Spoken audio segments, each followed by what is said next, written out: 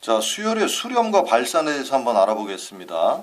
수열이 수렴하는 경우는 어떤 경우냐면, 자, 이 n이 무한대로 커질 때, 즉 an의 수열에서 항수가 무한대로 커질 때, 이 수열의 이 항의 값들이 어떤 특정한 값을 향해서 끊임없이 가까이 가는 경우, 수렴이라고 하고요.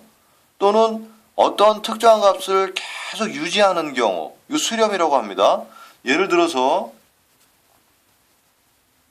어떤 수열 an이 있는데, 자, 이 수열이 1, 2분의 1, 4분의 1, 8분의 1, 16분의 1 이렇게 계속 간다.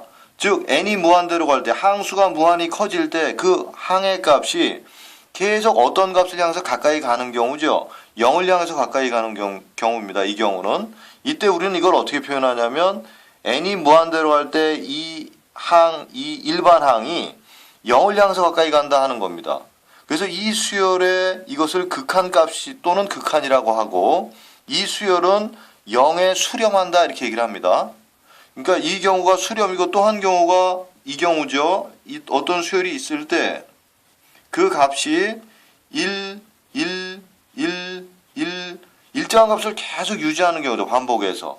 이때도 리미트 n이 무한대로 갈 때 an은 1이라 합니다. 1. 이 값에 수렴한다. 이 수열은 1이라는 값에 수렴한다. 이 수열의 극한값은 1이다. 이런 얘기입니다. 반면에 발산이라는 것은 이 수렴이 아닌, 이 두 가지 경우가 아닌 모든 경우를 발산이라고 합니다.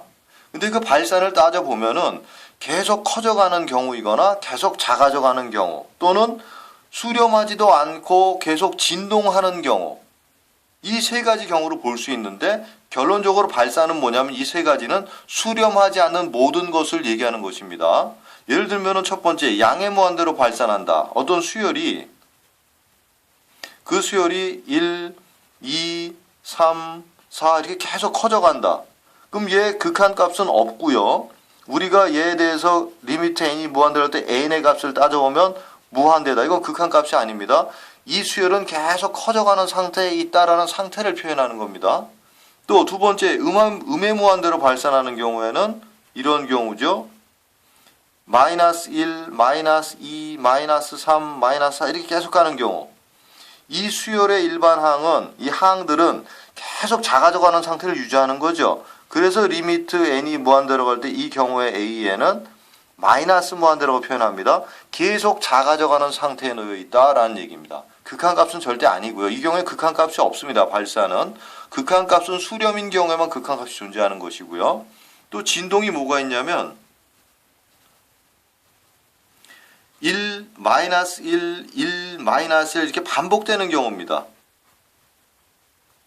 이 경우에는 얘는, 자, 한번 그려보면, 자, 항수 n에 대한 그 항의 값 an을 한번 표현해 봤을 때, 자, 항수가 1일 때 a1은 1이었다가 a2는 마이너스 1이었다가 a3은 다시 1이고 a4는 마이너스 1이고 a5는 1이고 이와 같이 항의 값이 나타나는 거죠. 진동의 형태를 띠는 경우입니다. 이런 경우에 우린 진동이라 하고 이것도 발산의 하나다.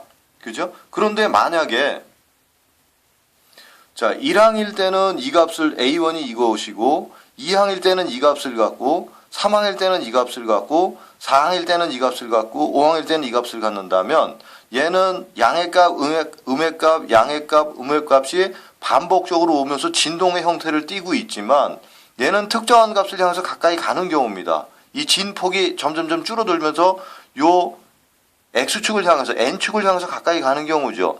얘는 리미트 n이 무한대로 할 때 an이, 이 일반 항이 0으로 가까이 간다 해서 이런 경우는 수렴인 경우입니다. 여기서 진동이라고 얘기하는 것은 일정한 간격을 유지하는 경우를 얘기하는 것이고, 이게 진폭이 점점 줄어들어서 특정한 값을 향해서 가까이 간다면 걔는 수렴이다. 그거 잘 기억해둬야 됩니다.